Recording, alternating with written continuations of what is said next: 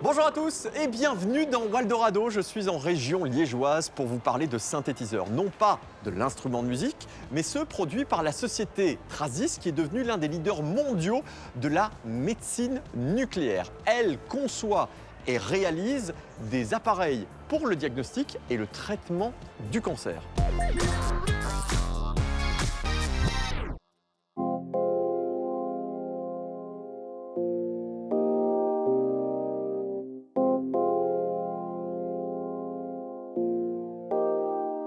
Gauthier et Jean-Luc, bonjour. Bonjour David. Merci de m'accueillir chez Trasis, c'est votre entreprise qui a été créée il y a plus ou moins 20 ans. Dites-moi un petit peu, qu'est-ce que vous faites ici ? En fait, nous, David, notre passion, c'est de créer des mini-laboratoires qui permettent de développer et puis de produire des médicaments. Médicaments qui ont une grande utilité parce qu'ils sont utilisés pour faire du diagnostic ou du traitement de cancer. Des laboratoires comme ça ou comme ça ? Des mini-laboratoires, ça s'appelle des synthétiseurs, ça s'appelle des appareillages de contrôle qualité. Et il y a également des machines qui permettent l'administration des médicaments aux patients. D'accord. On est à Anse. Pourquoi avoir choisi cet endroit ? En fait, il faut savoir que les médicaments qui vont être fabriqués avec nos produits contiennent des traces de radioactivité. Et on a eu la chance de pouvoir travailler avec l'Université de Liège pour bénéficier des installations au début de nos activités. Alors, il y a un physicien, mais j'imagine que tu ne l'es pas. Ah oui, moi, je suis ingénieur civil. Oui. Ok. Le mix des deux donne une société quand même leader mondial dans sa catégorie. Comment on devient un leader mondial ? Moi, je dirais pas à pas. On commence par faire un bon produit. On était très focalisé sur la qualité du produit, la compréhension du marché et le petit côté maniaque que je peux avoir dans la réalisation et le perfectionnement des appareils. Derrière ça, c'est une société avec des chiffres quand même assez impressionnants. Un petit résumé, j'ai cru comprendre que vous étiez en pleine expansion. Oui, ça nous permet de rencontrer beaucoup de monde. Hein. Ouais. On est aujourd'hui 220 personnes. Il faut savoir qu'en décembre, on sera 250. L'année prochaine, on sera dans les 300-350 personnes. Donc, En termes de chiffre d'affaires ? En chiffre d'affaires, aujourd'hui, on va faire 55 millions cette année. Il faut savoir qu'on était en 34 millions l'année passée et à 24 l'année précédente. Donc, ce sont des belles croissances. Et les années qui viennent sont aussi de l'ordre d'une trentaine à 40% de croissance. Donc. Tiens, et qui sont vos clients ? Les premiers clients, c'est ceux qui vont développer les nouveaux médicaments. Donc, ce sont des centres de recherche spécialisés en médecine nucléaire. Deuxième client, une fois que les molécules ont été développées, c'est finalement les sociétés pharmaceutiques qui vont réaliser les études cliniques et puis produire ces médicaments. Et puis, le dernier type de clients sont les hôpitaux qui vont les administrer aux patients. Donc voilà, 3 types de clients différents. Bon, parfait, j'ai hâte de découvrir cette belle entreprise. Merci beaucoup, on vous retrouve en fin d'émission.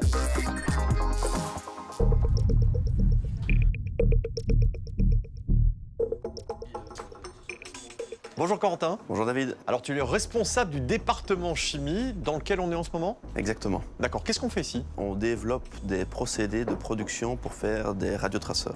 Pour comprendre comment ça marche, il faut savoir que c'est fait de 2 parties. Il y a une partie qui est un principe actif, qui est fait pour aller se fixer sur les cellules malades, et une autre partie qui est un élément radioactif, qui, comme il est radioactif, va émettre une radiation. Une fois qu'on aura injecté le traceur en intraveineuse dans le patient, la radiation va pouvoir être détectée depuis l'extérieur par un scanner.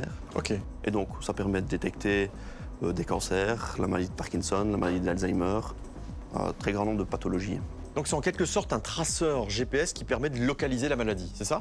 C'est exactement Et ça. ça se matérialise comment ? Alors, ça ressemble très fort à ceci. Ok. C'est une solution qui contient quasiment exclusivement de l'eau et qui contient quelques nanogrammes de ce médicament radioactif. Et donc tout ça, vous le fabriquez ici ? Alors, ce qu'on fabrique ici, ce sont des synthétiseurs qui permettent de fabriquer ça. Un radiotraceur, c'est radioactif. Alors, autant la dose infime qu'on injecte à un seul patient est absolument inoffensive, autant tous les matins dans les hôpitaux, les doses qu'ils produisent, elles sont pour plusieurs centaines de patients. On ne peut pas se permettre d'exposer l'opérateur à des doses aussi fortes. Et donc, nos synthétiseurs, en gros, ce sont des machines qui permettent de tourner des robinets, transférer des fluides, de chauffer ou refroidir des milieux réactionnels, de purifier des mélanges chimiques complexes. Et donc, ils servent à attacher le principe actif à l'atome radioactif. Quels sont alors les autres secteurs de recherche pour Trasis ? Premièrement, on a besoin d'un pôle de recherche mécanique. Ce sont eux qui conçoivent et qui développent le robot en tant que tel. Ensuite, pour faire fonctionner cette machine, on a besoin d'une interface, un programme. Et le troisième pôle de recherche, c'est celui dont je m'occupe, et c'est vraiment le pôle de chimie. Et donc là, les chimistes chez nous, qu'est-ce qu'ils font ? Ils utilisent ce que la méca et la R&D software a développé pour mettre au point des procédés de production des traceurs radioactifs. Ok, super. En tout cas, merci d'avoir vulgarisé le propos de cette manière. On a tout bien compris, Corentin. Avec plaisir.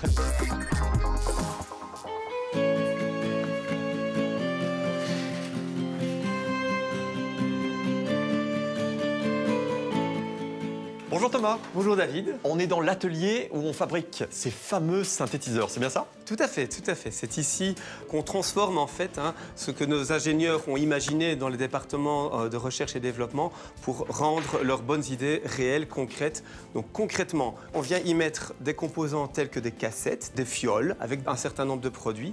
Et une fois en milieu hospitalier avec la radioactivité, eh bien, on aura le médicament qui sera prêt à être injecté au patient. Donc si je comprends bien, ça c'est un peu la cartouche de notre imprimante. Exactement. C'est ça? Quel est ton rôle toi au sein de l'équipe? Donc moi, je suis le responsable des opérations. Donc mon rôle à moi, c'est effectivement de s'assurer qu'au niveau des achats, nos matières premières, on en est toujours en suffisance, qu'on produise les machines en quantité et au niveau de qualité requis, on stocke le tout et qu'on les distribue partout dans le monde, là où nos clients en ont besoin. D'où viennent les pièces de ces synthétiseurs? Eh bien, les pièces viennent, on va dire, majoritairement de notre région. On s'appuie vraiment sur une base de partenaires externes qui sont dans un rayon proche de 25 km et plus globalement qui sont dans le Benelux et les pays environnants. Alors les personnes qui sont ici autour de nous en ce moment sont en train d'assembler les machines. Oui. Vous recherchez d'autres profils de ce type? Tout à fait. Donc, on cherche en permanence, en fait, un grand nombre de profils. Donc, ici, on a des équipes d'électromécaniciens. Il faut surtout avoir un bon sens pratique, être bricoleur et aimer la technique parce que ce qu'on cherche, c'est de la précision, de la minutie. On est dans une région qui est assez performante sur ce genre de métier et c'est pour ça qu'on fait appel, par exemple, au Forum pour s'associer avec eux pour avoir des formations et de l'intégration dans la société d'un certain nombre de personnes. D'accord. L'étape la plus importante, c'est celle qui arrive, c'est ça? C'est ça, tout à fait. Une fois que l'assemblage a été terminé et que les machines sont, on va dire, totalement assemblées au niveau du fonctionnel, nous avons des équipes de techniciens très spécialisés, pointus, qui vont vérifier les différents paramètres au niveau du software, au niveau du hardware, pour s'assurer que chaque machine répond à son cahier des charges, et ce, quel que soit l'endroit où elle va être utilisée. Et ça, la responsable, c'est Tania, c'est ça? Tania est effectivement responsable du département qualité qui couvre les machines et qui couvre également les consommables. Ah, parfait, je vais aller la rencontrer dans quelques instants. Merci beaucoup Thomas. Merci.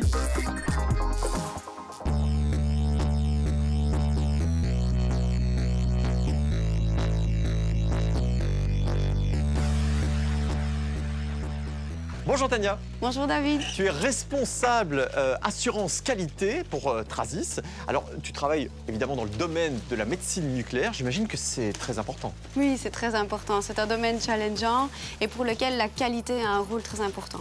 Donc on est garant de la qualité du produit. Concrètement, comment ça fonctionne?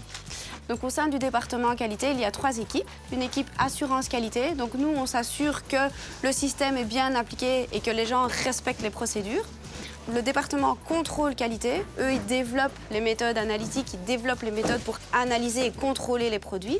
Et le département affaires réglementaires. Et dans ce département, en fait, ils veillent à ce que les normes qui sont définies en externe soient bien appliquées chez nous. On a des procédures qui sont mises en place pour assurer que chacun travaille suivant ces directives et que chacun les fasse de façon reproductive. Donc tout est suivi à la lettre et c'est comme ça que ça nous permet de garantir qu'on travaille suivant la bonne direction. L'hygiène est hyper importante. Ouais. Très importante, oui. On est dans le domaine du pharmaceutique, la sécurité et l'hygiène sont très importants. Qui sont les gens qui travaillent dans ces services? Il y a différents profils scientifiques en général. Il y a des chimistes, des pharmaciens au sein de l'équipe, biologistes, parce que c'est tout l'intérêt de pouvoir comprendre la technique du produit et pour pouvoir l'analyser. Vous recherchez Oui. différents profils? Oui, en effet, il y a D'accord. plusieurs postes ouverts et au sein du département qualité, on est une équipe jeune, dynamique et on recherche vraiment des personnes qui ont cet état d'esprit, qui sont pragmatiques, qui sont curieux, qui ont envie d'apprendre et qui ont envie de mettre des choses en place parce qu'il y a un gros challenge à ce niveau-là, donc on recherche des profils intéressés. D'accord, on voit derrière des grosses caisses et qu'est-ce qu'on met dedans? Qu'est-ce qui s'y passe? Alors ici, on est en plein opération packaging, donc les produits sont faits, ils sont libérés et ils sont prêts à être envoyés chez le client. Parfait, merci beaucoup en tout cas, j'étais ravi de rencontrer tout ce bon monde.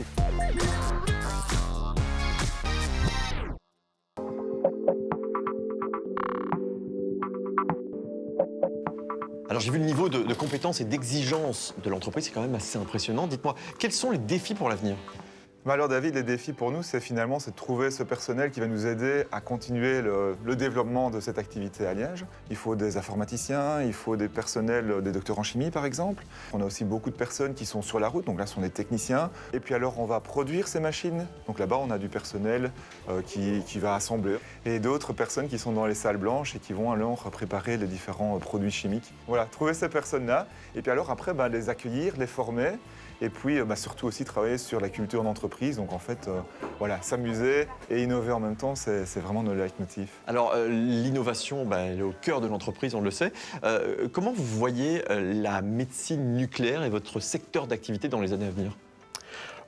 C'est un secteur qui continue à se développer considérablement. La médecine nucléaire était basée sur quelques molécules, quelques produits il y a quelques années à peine.